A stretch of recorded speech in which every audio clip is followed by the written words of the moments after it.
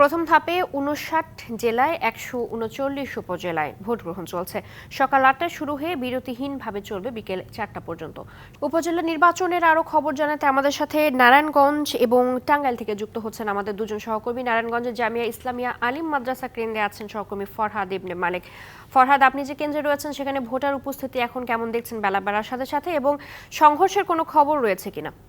আমি এখন আছি নারায়ণগঞ্জের বন্দরের কুশিয়ারার আব্দুল মালিক উচ্চ বিদ্যালয় কেন্দ্রটির সামনে। এই কেন্দ্রের সামনে ভোটার উপস্থিতি যেমনটাই হোক না কেন, আমরা যখন এখানে এসে পৌঁছেছি এর মধ্যে কয়েকবার মুহুর্মুহু পটকা বিস্ফোরণের আমরা আওয়াজ পেয়েছি এবং আমরা দৌড়ে গিয়ে দেখি এখানে কাউকে পাইনি, কিন্তু পটকা বিস্ফোরণ হয়েছে এবং আইন শৃঙ্খলা রক্ষাকারী বাহিনী কিন্তু তৎপর রয়েছে এখানে যে কোনো ধরনের অপ্রীতিকর ঘটনা রুখে দেওয়ার জন্য। আমরা একটু কথা বলবো, এখানকার নির্বাহী ম্যাজিস্ট্রেট রয়েছেন, তার সাথে কথা বলবো যে এখানকার আপনি আসার পরে কিন্তু কয়েকটি পটকা বিস্ফোরণের আওয়াজ আমরা পেয়েছি, আপনিও পেয়েছেন, আমরাও শুনতে পেরেছি। কোন রকম অপ্রীতিকর ঘটনা পেয়েছেন কিনা বা এটা কারা ঘটিয়েছে এমন কোনো কিছু পেলেন কিনা? আপনারা যা দেখছেন, আমরা এতক্ষণ আমি আসার পরে বেশ কয়েকটা শব্দ পেয়েছি। শব্দ পাওয়ার পরে আমরা বিজিবি পুলিশ বিভিন্ন দিকে ডিপ্লয় করে দেওয়ার পরে এখন দেখছেন বর্তমানে পরিস্থিতি স্বাভাবিক আছে বলে মনে হচ্ছে। তবে দুর্বৃত্ত বা কারা এটা করেছে এখনো আমরা জানতে পারিনি। আমরা এখন আছি স্পটে। আমরা এখন মোটামুটি পুলিশ ডিপ্লয় করার পরে, আইন শৃঙ্খলা বাহিনী ডিপ্লয় করার পরে এখন দেখা যাচ্ছে পরিস্থিতি কিছুটা স্বাভাবিক, যেমনটা আপনারা দেখছেন। আমরা সবসময় এখানে রয়েছি এবং দেখছি পরিস্থিতি।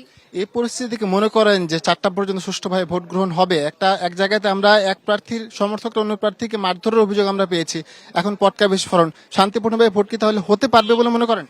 শান্তিপূর্ণ ভোট হচ্ছে অলরেডি। আপনারা দেখছেন যে সকালে শুধুমাত্র একটু বৃষ্টির কারণে ভোটার উপস্থিতি কম ছিল, কিন্তু তারপর থেকে কিন্তু ভোটার উপস্থিতি যথেষ্ট ভালো এবং আমার মনে হয় যে শান্তিপূর্ণ পরিবেশটা বিঘ্ন ঘটানোর জন্য এরকম করা হয়েছে। তবে আপনি যেটা দেখছেন এখন পরিস্থিতি সুন্দরভাবে যাচ্ছে। আমরা আশা করতেছি ভোট ৪টা পর্যন্ত হবে এবং সুষ্ঠুভাবেই হবে। ধন্যবাদ আপনাকে।